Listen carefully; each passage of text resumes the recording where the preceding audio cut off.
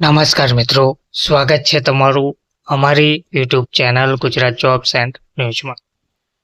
મિત્રો, આશા વર્કરોના પગાર વધારાને લઈને વધુ એક મહત્વની અપડેટ સામે આવી છે.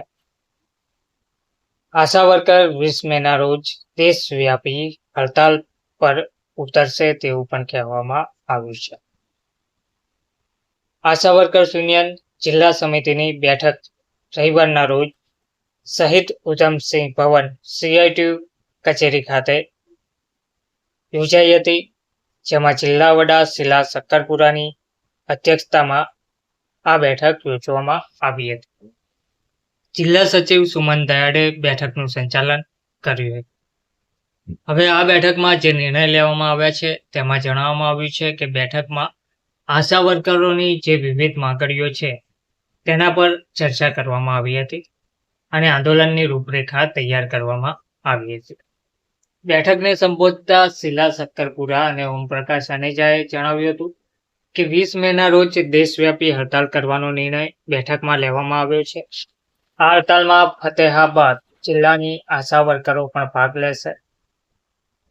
તેમણે વધુમાં કહ્યું હતું કે આશા વર્કરોએ માતાઓ અને બાળકોની સંભાળ રાખવા અને તેમના સ્વાસ્થ્ય સંબંધિત માહિતી આપવા માટે વર્ષોથી કામ કર્યું છે.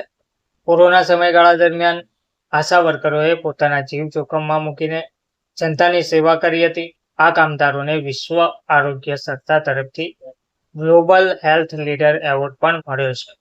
તેથી કેન્દ્ર અને હરિયાણા સરકારની ફરજ છે કે આશા કાર્યકરોને પ્રોત્સાહિત કરે અને તેમને સરકારી કર્મચારીઓનો દરજ્જો આપીને સુનિશ્ચિત કરે.